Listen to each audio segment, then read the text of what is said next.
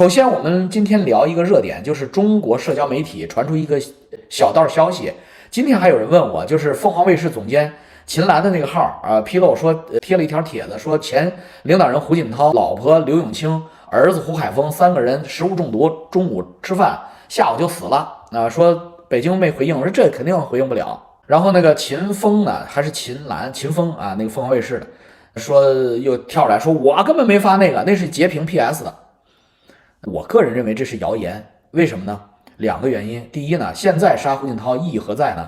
胡錦濤那麼就是一個目前的狀態的胡錦濤，就是一個應該是病得很重啊，那也不是很明白的狀態，而且政治上他已經自從被架下去之後啊，他已經能量盡失，你殺他沒有意義啊。中國有一句話叫不打落水狗嘛，他沒有意義啊。那即使有金上要殺人，那排行榜上你應該排不上他，這是第一個。從動機上來說沒有什麼好處啊。第二個呢，就是從細節上來說呢，這裡邊有漏洞。因為我不懷疑胡錦濤和他夫人劉永清在一起，但是他兒子胡海峰應該不在他們家住啊，因為胡海峰他是成年人，他不是小孩，每天回家吃飯去，所以你一頓飯把他們3個人都毒死，那除非胡海峰正好那天回家吃飯去。否則的話，那這個難度太大。你要殺胡錦濤，你殺他兒子胡海峰幹什麼呢？這就沒道理嘛。所以這個邏輯不通。所以我個人認為啊，因為我也不關心中國政治，既然有人問我，所以我個人認為，此消息應當啊是屬於謠言。對，第二個熱點就是關於新規啊，昨天出台了一個新的出入境管理規則。您可以出期視頻講講，是不是以後普通人不能出境或者移民了？謝謝阿 Sir。那我看了一眼新政啊，我覺得這個叫情理之外意料之中啊，情理之外意料之中。為什麼呢？因為護照根本就不是中國人的天賦人權啊。我說句你們不愛聽的話，你們也配拿護照？看我那小眼神兒，你們也配拿護照？真的是這樣啊？為什麼呢？因為現在的年輕人啊。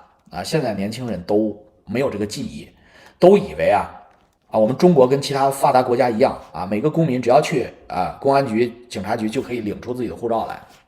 不是的，我們中國人曾經長期沒有身份證，也沒有護照，既沒有 ID 也沒有護照，處於一個嚴重網格化管理的世界。我們這中國從1949年共產黨建立新中國以來，我們的中國人呢就處於一個網格化管理的階段。越來越嚴，49年的時候還跟過去一樣，到59年就出不去了，到69年就是寸步難行啊。那個時候我們出門是要用介紹信，聽明白了嗎？你見過嗎？我還見過呢，因為我小時候趕上過啊，開介紹信才能出門，否則的話你既買不着火車票，你也住不進酒店去。在火車站，警察在那兒賣票的窗口都要看你的介紹信啊，你要買去哪兒的車票、機票。買飛機票、買火車票、買臥鋪是要介紹信的啊，不是你給錢就能買。綠皮火車除外啊，綠皮火車我看老百姓坐那個最 low 的那個綠皮火車，那個好像不要介紹信啊。那個因為我那時候小的時候坐綠皮火車，我不記得我們開過介紹信，但是軟臥或者軟席都要介紹信。軟席是不是聽不懂你們？軟席啊，過去中國的綠皮火車是有軟席的，軟席很舒服的，大布沙發。有餐車，白布單啊，小炒、宮保雞丁、辣子肉，那根本就是老百姓根本不可能過去的啊！他掛1-2節車廂啊，比如說北京到廣州有1-2節車廂的軟席，有1-2節車廂的軟臥，那是特權的，所以他需要層層審批。至於護照的優先級還在軟席軟臥之上的，飛機票之上的，所以那個時候是沒有護照的。那說我們出國怎麼辦？出國啊要層層審批。你像我們單位的護照是這麼領的，首先單位領導決定把你送出國或帶你出國旅行訪問，我們單位就有外辦，各單位都有外辦。現在哪有單位有外辦呢？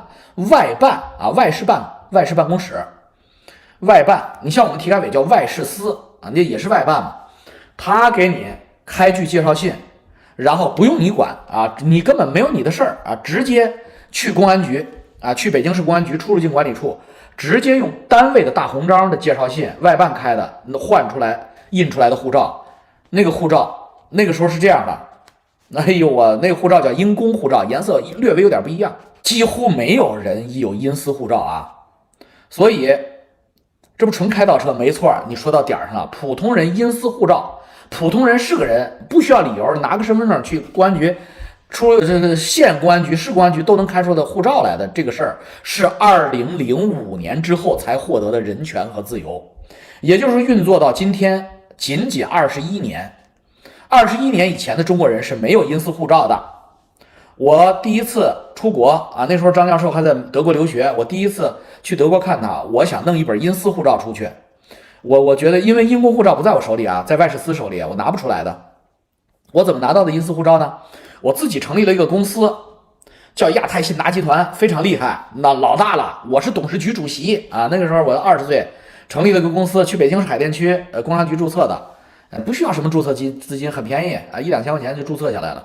名起多大都行啊！那時候肖老板起的叫北京大學的那個北大明天控股，那也名字老大了，他也是他們小草台班子起來的，那能叫北大呢？我還有一個小哥們起的叫青科創業，他清華畢業的，他起名叫青科創業，叫清華科技。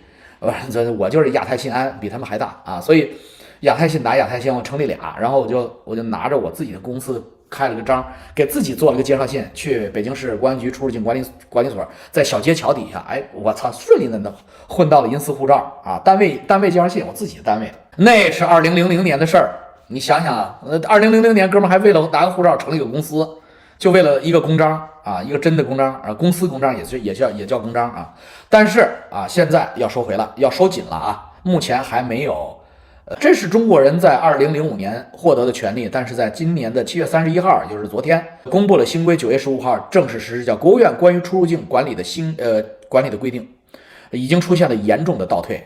新規只把過去一直處於灰色地帶的啊，所謂的邊控啊，大家都知道邊控嘛，邊控是非法的，是非灰色地帶的，制度化、合法化，因為它用這個法律明確的監控邊控，所以只要以後被認為有問題啊，哪怕是縣公安局都可以給你邊控了。立法了，任何你在手機裡邊發表過所謂不滿言論的啊，都會被邊控，出入境出不了。甚至你在國外說了官方不滿的話，你再回去你就出不來了啊！你回去之後你就再出不來了。所以沒有相關的標準之後，現在有了立法，但是這個法律我看了一眼，相當寬鬆。什麼意思呢？就叫躲死人和錢，沒錯，這個叫口袋法。什麼叫口袋法？我告訴你啊，刑法裡邊有一條罪，我們當年在中國經商的時候，刑法裡有條罪啊，叫合同詐騙啊，這個罪可不得了。合同詐騙這個法寶一出，就跟他媽《西遊記》裡邊那個紫金葫蘆一樣，我叫你的名字，你敢答應嗎？甭管你答應不答應，只要叫你個名字，是不是你的名字都無所謂，只要你答應上，咵給你吸進來，這個叫口袋罪。合同詐騙。只要雙方簽了合同，是不是構成詐騙？這玩意兒呢是他媽的辦案機關說了算，也就是公安局說了算。公安局、檢察院只要認為你是詐騙，把你進去蹲班房去吧。中國的法院一般都會按照檢察院、公安局的公訴判的。所以呢，因為中國不三權分立嘛，所以經商的都怕合同詐騙，因為你媽說不清楚，哥倆簽一合同有了糾紛，人家認識公安局，你不認識公安局，你就合同詐騙進去蹲2年。哎，反國命罪、流氓罪。投機倒把罪，什麼叫流氓罪啊？流氓這個詞怎麼定義？你是摸女生的屁股叫流氓，還是看了一眼叫流氓，還是吹了個口哨叫流氓？什麼叫流氓啊？沒有定義啊，流氓罪，什麼危害國家安全，這都是罪。我操，怎麼就危害國家安全了？沒有具體的定義。所以合同詐騙罪就是主導思想，就是他媽拿這個東西誆你的。你們都給我老實點。那麼現在呢，出入境管理的這個也開始啊，在這個新規裡邊開始出現這種口袋罪，比如說。第一條叫旅行提醒向現場勸阻轉移啊，這一條對日本人在日本的特別影響。為什麼？因為現在跟高市早苗別苗頭嘛，而且一時半會兒之間跟日本之間的關係會最敏感。其次是跟美國，因為美國11月之後雙方翻臉，那就是非常11月他們兩個老大要在美國勾兌，如果沒勾兌成啊，勾兌成還作罷了啊，能再緩4年。如果沒勾兌成，那就立馬翻臉。也就是說現在日本已經翻臉了，因為日本是美國的 running dog 嘛，那是衝在第一線的。那麼現在啊，外交部對於去日本旅行叫口頭勸阻啊，但是你要去他也不攔你，叫口頭提醒。但是9月15號之後，他這個新規定就非常嚴了，那是不是到時候就不讓你走了？只要你是去日本的，他不让你去了。不知道啊，按照他新规，他是可以不让你走的，去日本是一定不让你走的，让我们拭目以待啊。不能提前断言去日本就是一定会被拦在海关，但是按他新规是会的啊。第二条叫交出電子數據，明文規定啊，新規的第3條明文規定，移民管理機構就是所謂公安嘛啊，可以要求當事人提供文件資料以及電子數據，那麼就是你手機和電腦裡的所有的東西。但問題在於，它沒有規定啊，沒有明確寫明什麼情況下什麼人必須提供什麼數據。那電子數據實際上包括聊天記錄、通訊記錄、行程訂單、資金往來、銀行信息，就是在你手機裡的一切，包括你下載的那些小片兒啊、小視頻，它都叫數據。那麼這些數據和出入境到底有沒有關聯啊？我們這些數據不是都叫跟出入境有關聯的呀？有多大的關聯要交，有多大的關聯不交？那麼交了以後，你是否永久保存，還是我申請完你就当场銷毀？那我如果不交又有什麼後果呢？全都没有写。也就是說，這又是個大口袋。你不怕他寫，你怕他不寫。所以原文没有直接規定可以強制解鎖手機、全面拷貝手機，但寫出以後出國可以隨便查手機，可能是過度解讀了。但是呢，他的權利範圍完全沒有受制約，寫得很寬泛，沒邊界啊，無邊界。那麼第3條呢，就是伊隆馬斯克開始跑了。一會兒我們聊這一句，真的是啊，伊隆馬斯克今天這個事兒在美國資本市場、加拿大社會全傳出來了。伊隆馬斯克要跑了。記得老王說當時堅定不移的去加拿大移民，還有一個原因就是李嘉誠跑了。那我認為我的智商算力和命運都不如李嘉誠，那人家跑了我就跟着跑唄啊。所以處罰結束後啊，還能我現在從政啊，說話嚴密點，要有人抓我小辮子，說到底因為什麼？多方面原因。第一，我閨女要上學；第二，鐵板陳述算我2002年有牢獄之災，我未必災；第三，李嘉誠跑了 ，OK 行了吧？啊，第四啊，那個令计劃他们出事嚇得我夠嗆，我覺得他媽的自己是一個他媽的在香腸工廠裡邊快樂的工作的豬啊，因為我忽然意識到中國共產黨沒改名啊，如果他改成中國社會黨，我就不走了。他好像一直叫中國共產黨，共產黨，我是資本市場。不對呀，天然矛盾呢。那不就等於我是一頭豬，我在香腸工厂每天快樂的工作還賺着錢？